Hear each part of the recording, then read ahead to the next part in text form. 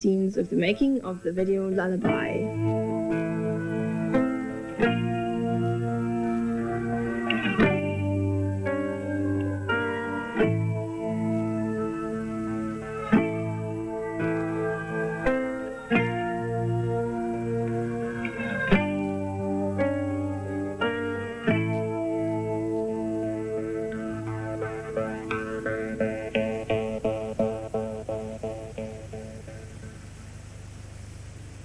The biggest difference between this one and the Kiss Me album, the Kiss Me album was supposed to be almost like a retrospective in a way, even though there was a lot of new stuff on it. The fact that it was a double album allowed us a lot of time to look back on different aspects of what the Cure had done, whereas the new one is it's very particular, has a very particular sound, has a very definite mood to it. The Kiss Me album's a bit more sort of kaleidoscopic really, and this one's very much a sort of a downbeat album, you know. It's very old style Cure, really, the mood. Faith?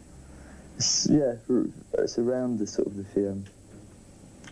Faith sort of sound, I suppose, if there is such a thing. It's very sort of big and atmospheric. There's a lot of string parts and low bass parts.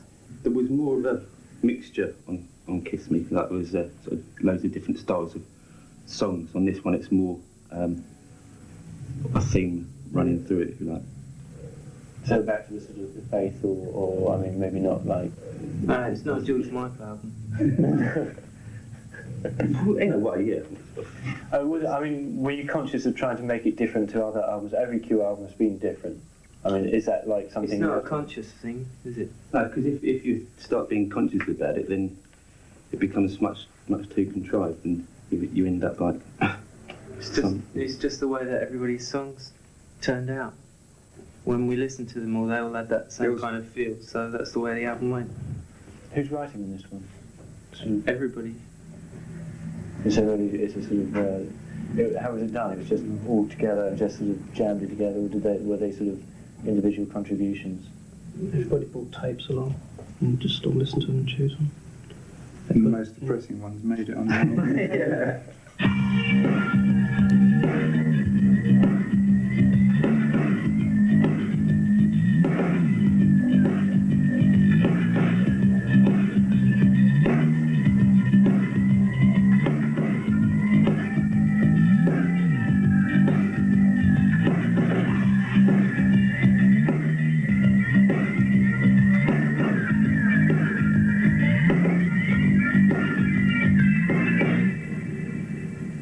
The way it works on the last record and this one is that everyone's expected to turn up at this sort of pre-album meeting, which we usually have for about a week, which is basically us drinking for 5 days, and then we pluck up codes to play our tapes to each other. You know, so well, I mean, I don't get embarrassed, but I think the others do, because it's a new thing for them. And it's really weird laying yourself open like that, you know, and everyone sort of go, oh no, you know, but there's like an unwritten code that you don't laugh, you know, even if you want to. That was broken a couple of times in this record, I must admit. Everyone plays the demos, and we just we give them points, and that's it's a very democratic process, and we just add up the points at the end, and the songs with the highest points go on to the next stage, which is like us playing and demoing and seeing what they feel like. If there's anything in particular that I think has been left out and should be used, it's the only time when I use my sort of power of veto and include it. But it's again, if it's going to be a group, you know, everyone's got to be pretty happy with what we're going to play. It'd be pointless, otherwise it's just like session players. Yeah, I know who you remind me of. Girl, I think I used to know. Yeah, I see you when the days got colder. On those days when it felt like snow. Now I even think that you stand like you. She used to just stand there and stare, and roll her eyes right up to heaven, and make like I just wasn't there. And she used to fall down her line. That girl was always falling again and again, but I used to sometimes try to catch her, but never even call her name. We never go in anywhere and say we're going to do this. It always just ends up doing something. But Usually there's like a key song or something that motivates me to say to the others, right, it's about time we thought about doing something. And it works from that point, and we gradually build up. With this record, I had an idea of what I wanted, and I presented that to the others, and it then gets like mutated and comes out the other end after a pretty protracted process into what ends up on the shelves as a record. But it can, there are stages when it can go any one of a million different ways, and they're very difficult to pinpoint. You can sort of see them in retrospect, times in the studio when we decide on a certain drum sound or something. But at the time of making a record, we never are really that in control. I don't think that aware of what's going on. I try and fool everyone into believing I do know what's going on, but a lot of the time it's left to sort of chance. I think it's better. It turns out better, more spontaneous if you do it like that.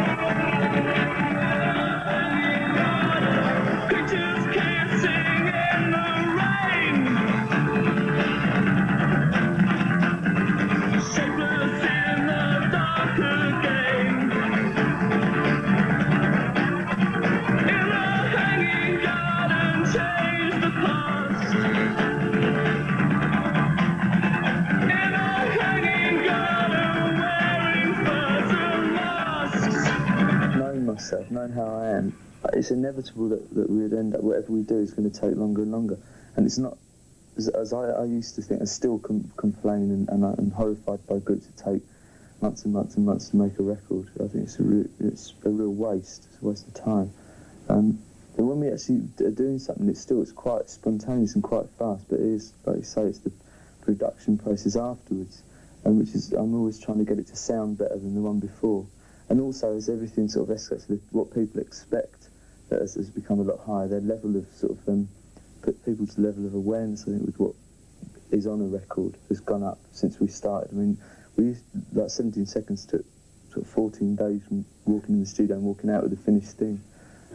This one took in real time probably 2 months, and in unreal time took about 5. But I mean, that's what I'm saying. I mean, the first 5 months could be condensed down into 2 if we wanted to spend every day doing something, and those 2 months could be condensed down to a week probably of actually doing something rather than messing about and talking to each other. What about mother's pride? You've got to have a mother's pride. But why? Got to have a mother's pride, otherwise it don't stick to the roof of your mouth. The reason why we work in a residential studio is there's 2 reasons. One's a very practical reason, which is that it's easier for the way we work to have everyone around, because we might suddenly decide, I might be doing a vocal and think, I can't do this tonight, and if everyone else is around we can do something else. If they're not, if everyone's gone home, it's a waste of a day, waste of a night. And obviously the other reason, more important reason, is it builds up an atmosphere when we're working, and everyone can remain involved, everyone can be there all the time if they want. I mean, you can sleep in the control room if you want. But the others quite often sleep in the control room. It's nice that way, because that means that all we see is each other, and we can just get like totally involved in it, as opposed to sort of maybe like having a few days off and then sort of getting out of the mood of doing it. It's you sort of conscious of being involved in it all the time, even if you do have a day off there. If we always were around. You don't think you're doing anything like that. You're just sort of there and you play. Yeah, and there isn't a specific point where you say, well, you have to go and play such and such. No, you just do it at a leisurely pace. Is there any sort of like element of the Cure that makes it more than the sum of its parts? Is there something that's the Cure when you're not in the Cure you don't have?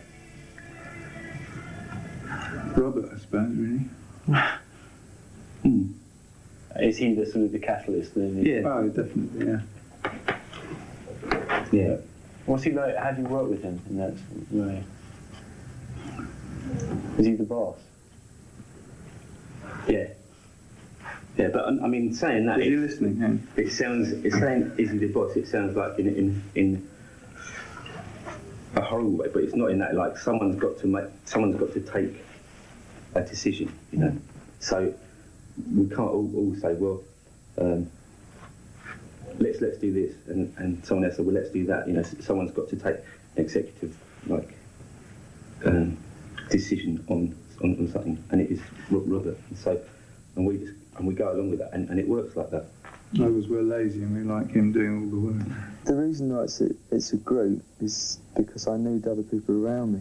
I mean, at times when we've made records like The Top, there hasn't really been anyone there apart from like on that record. There was like Lol, sort of, and Andy, and I played every instrument on it myself apart from drums. And I think it's about the worst record that we've ever made because of that. Because there's no sort of apart from that, there's no criticism of anything that I was doing. There was no input either, and it's I mean, it always tends towards me sort of taking over and then doing things like this. When I'm doing it, the others do it sort of separately, and like in the videos that we're doing. But it's because the attention is going to be focused on me. But I do try and deflect it as much as possible.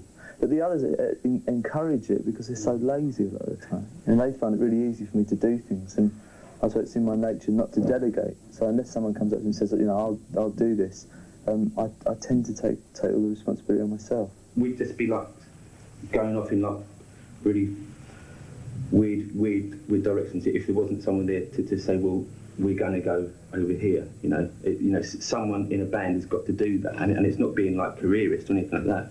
It's you know, someone's got to do it, and Robert's the best at doing it in this band. We used to maintain, I suppose, a public front of democracy, and also try and maintain an interior sort of democracy within the group.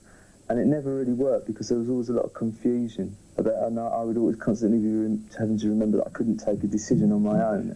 And that sort of whole style of running the group by committee slowed everything down. It made everything so turgid that in the end I just got really grumpy all the time because I could never feel like I could do anything. So now, like I said, the others realise that. I mean, if they disagree, they disagree. And so, I mean, I'm not sort of like dictatorial to the degree where anything I say goes. There's more of them than there are of me. But if I say we're going to get up at 6 o'clock tomorrow morning and do a photo session, they'll say no, we won't be there. There's nothing in the world I can do about it. So I say, all right, and what time do you want to be? You know.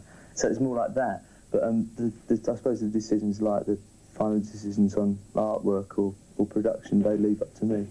But the most important part of the group is actually making music, and whether it be in the studio or on stage. It's that side of it that everyone has an equal input into, which is why it's better as a group. If it was me and the group, I would even get down to the point of saying, no, play it like this, you know, and if it got to that stage, the whole thing would become redundant. I mean, when we're on stage, you play what you want, and that's why it's a group. And if you don't like what the others are playing, you're not in the group, you know, you leave the group. And that's what you miss if you're like a solo performer. That's the part I'd miss. Also like camaraderie I'd miss as well. You're so gorgeous, I'll do anything. Kiss you from your feet to where your head begins. You're so bad, you're so right as rain. You make me hungry again. Everything you do is irresistible. Everything is irresistible.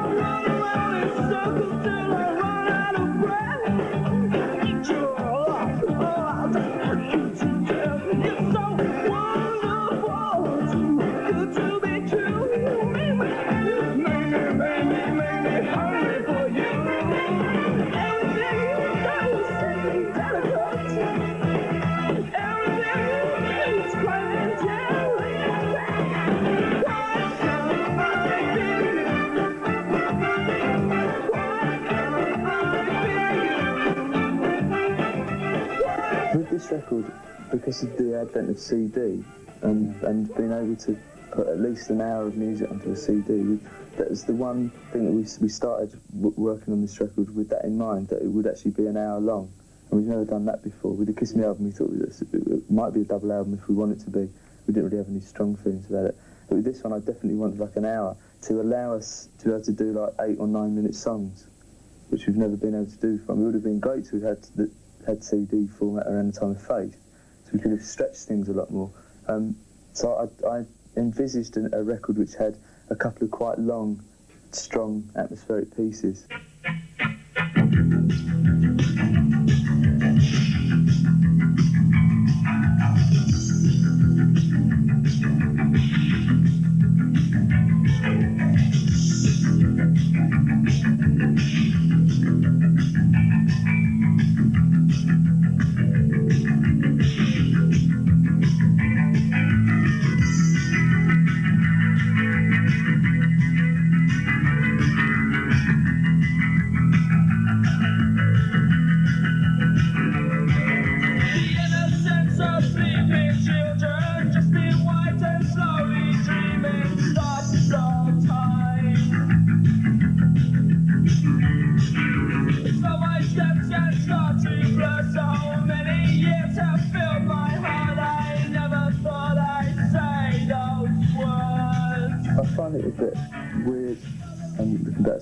So I can't really listen to a lot of the stuff we do, and I find it quite difficult to play some of the songs on stage. Well, we very rarely do things like Siamese Twins, because it's sort of like rereading diaries that they're not very happy. Really. There was a period around that time which is I don't dwell on too much. It wasn't very much fun. You don't get anything out of sort of the sort of exercising the misery type of thing. No, because there's things that worry me, that still worry me, but I just. You know, you know how to handle them. I don't know, but I scream in private, not in public.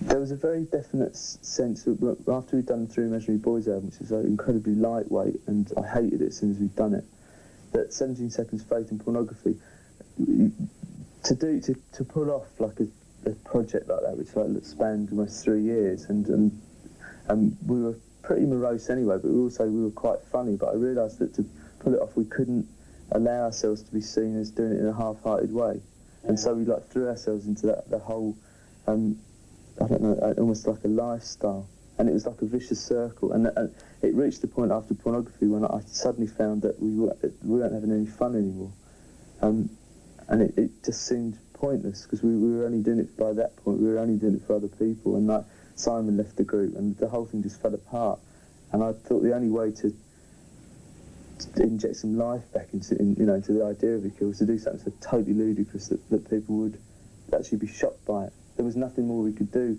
We couldn't shock people by it being any more, morose or downbeat. So we had to do something that people say that isn't the cure, or like what drugs have they discovered or something.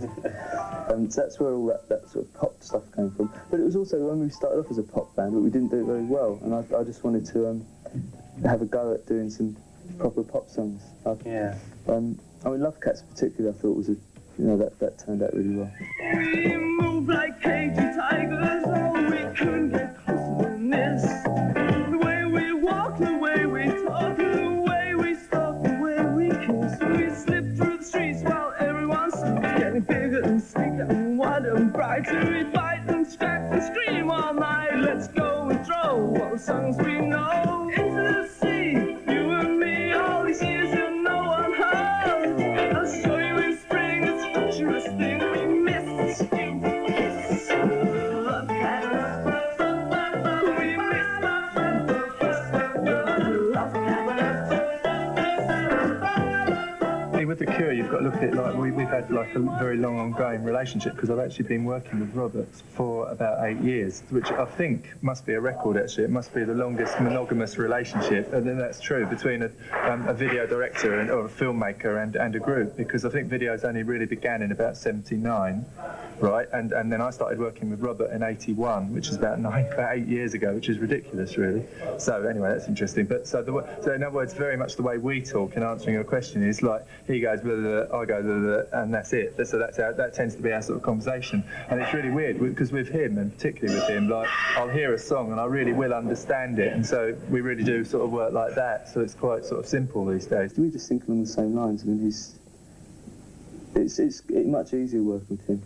Exactly. As with each time we do something. Yeah, I mean, I understand his sort of shorthand way of talking now, which I didn't at first. It used to worry me. It's like we do sort of know how each other thinks really, because like he'll say to me, literally the conversation will be da, da, da, and then I'll go, and then what I do is I'll come back to him and I've sort of storyboarded the thing out. So when we did that video on the wardrobe, which a lot of people liked, all he said to me was claustrophobia and wardrobe, right? And then I went away and put the actual story together. So that's good. But then you see, if people trust you, then you come up with something better, I think, anyway, don't you?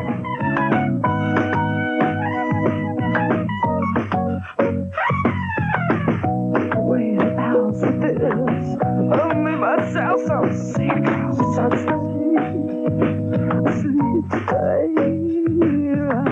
I never thought to stay, never thought tonight it's costing me. But if I had your face, then I could make it safe and clean. Oh, if only I was sure that my head on the door was a dream.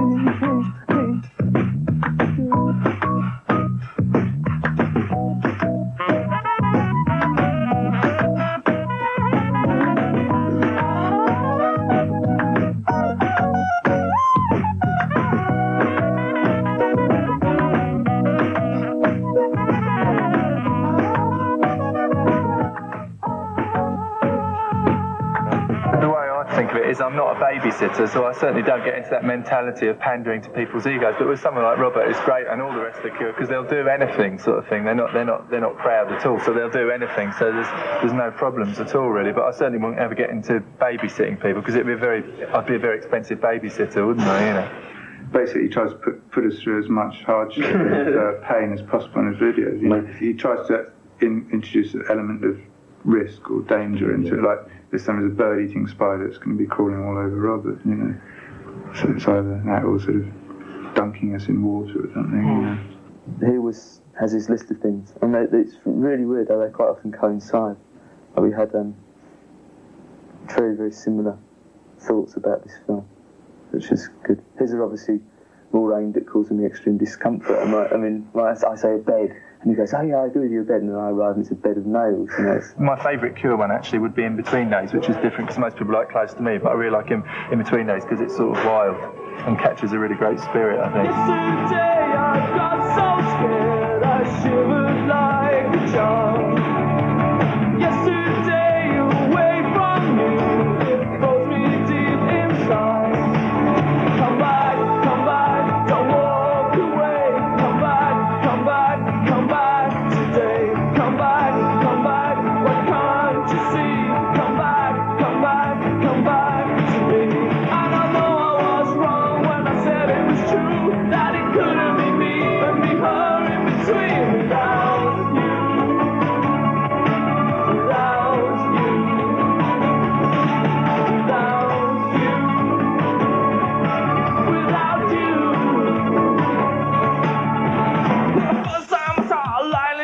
Saw it on the ground, 60 feet below the street, the sky came crashing down. Particular place was lost in space and everything went black. I left that place to burn it and I never went back.